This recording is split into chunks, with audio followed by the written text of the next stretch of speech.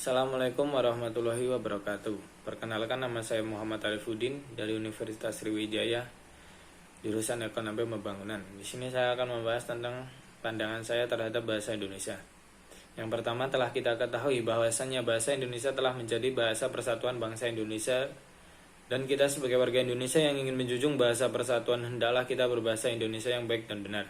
Karena warga yang baik adalah warga negara yang dapat menghargai jasa para pahlawannya yang telah menetapkan bahasa Indonesia sebagai bahasa nasional negara Indonesia.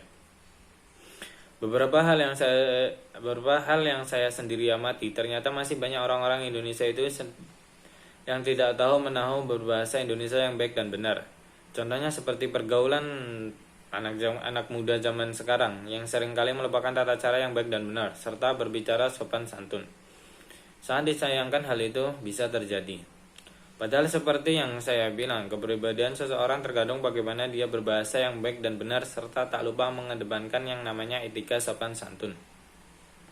Berdasarkan beberapa referensi yang saya baca, bukti dan faktanya bahwasanya bahasa Indonesia itu sendiri telah menjadi bahasa yang cukup populer di negara Australia. Bahkan lebih dari 500 sekolah dasar di Australia telah mengajarkan bahasa Indonesia dalam materi mereka. Tidak hanya di sekolah dasar, melainkan beberapa universitas yang berada di sana juga menyediakan mata kuliah bahasa Indonesia. Tidak sampai di situ, bahasa Indonesia kita sendiri termasuk ke dalam 10 bahasa yang paling banyak dipakai dan diajarkan di negara mereka. Contohnya seperti Australia, Mesir, Jepang, dan sebagainya. Bahkan menurut informasi yang saya dapat, bahasa Indonesia telah dipelajari lebih dari 45 negara yang berada di seluruh dunia.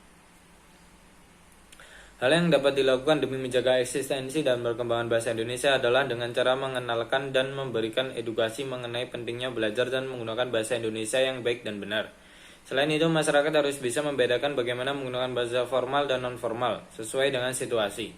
Jadi, sebagai masyarakat Indonesia, sudah sepantasnya kita menggunakan bahasa Indonesia yang baik dan benar sebagai bentuk bahwa kita menghargai bahasa kita sendiri. Bahasa Indonesia memiliki peran penting dalam kehidupan pada masa milenial saat ini, mengalami peningkatan di bidang komunikasi, media, dan teknologi digital. Tentunya akan berpengaruh pada perkembangan bahasa Indonesia. Saat ini fungsi bahasa Indonesia mulai bergeser karena adanya bahasa asing dan istilah baru yang diselipkan antara kalimat berbahasa Indonesia. Banyak para remaja memandang hal tersebut sebagai alasan mempermudah komunikasi, agar terlihat lebih modern dan terlihat lebih berpendidikan. Istilah generasi milenial yang sedang viral atau sering disebut sebagai kids zaman now. Generasi ini hadir sebagai pengganti antara generasi yang eksis pada tahun 90-an. Dilihat dari segi usia, generasi milenial adalah mereka yang usianya berkisar antara umur 15 sampai 30 tahun. Penggunaan bahasa, pelafalan, serta konstruksi dari beberapa kata yang ikut berubah seiring perkembangan zaman. Walaupun perkembangan zaman semakin maju, perkembangan bahasa dan teknologi pasti akan memberikan dampak bagi kehidupan. Dalam era modern ini, kita dapat berkomunikasi dengan orang jauh melalui media sosial seperti WhatsApp, Instagram, Telegram, Twitter, dan Facebook. Ada kata yang dipersingkat atau tidak sesuai dengan kaidah bahasanya yang umum digunakan dalam bahasa Indonesia. Sebagai contoh, penggunaan kata tidak tahu yang dipersingkat menjadi gak tahu maupun yang lainnya. Oleh karena itu diperlukan masyarakat yang sadar dan akan pentingnya bahasa Indonesia sebagai persatuan mematuhi kaidah kebahasaan. Banyak remaja yang tidak begitu tahu memperhatikan kaidah kebahasaan maupun etika bersosial media, sehingga banyak para remaja yang tutur katanya tidak sopan. Bahkan sangat disayangkan bahwa menggunakan bahasa yang kasar saat mengkritik seseorang. Padahal hal tersebut tidak sesuai dengan kaidah kebahasaan.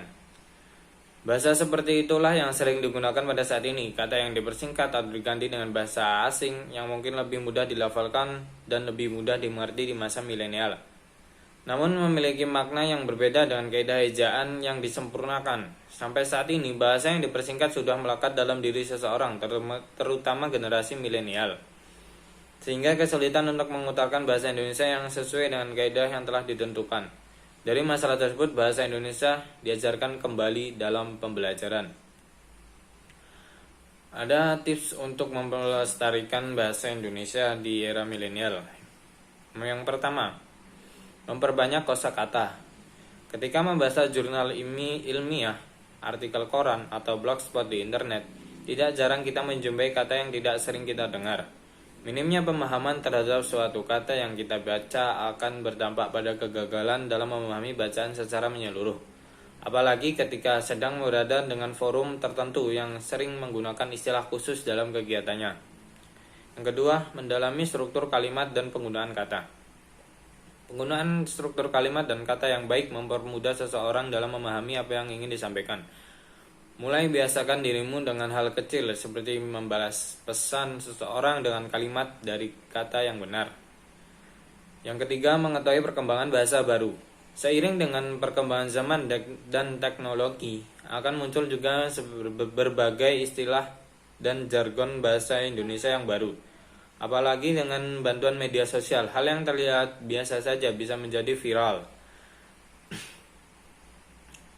Tetap update dengan istilah-istilah yang baru terdengar ini juga salah satu upaya untuk membudayakan bahasa. Produk kata yang baru tetap akan muncul ke depannya seiring berjalannya waktu.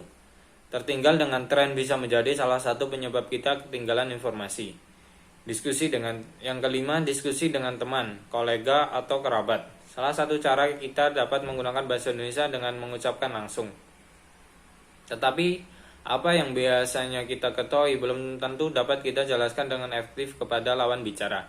Kesalahan dalam menyampaikan berpotensi menimbulkan misinformasi dan akan fatal apabila merupakan sesuatu yang penting untuk diketahui. Komunikasi yang efektif dapat kita asah dengan berbicara dengan orang di sekitar kita. Cobalah untuk membuat topik favoritmu sebagai pembuka dan tanyakan tentang pendapatnya. Usahakan agar roda percakapan terus berputar dan tidak baku. Nantinya, kamu akan lebih mudah untuk mengekspresikan dirimu karena intensitas bicara yang tinggi sebelumnya. Terima kasih dari saya. Wassalamualaikum warahmatullahi wabarakatuh.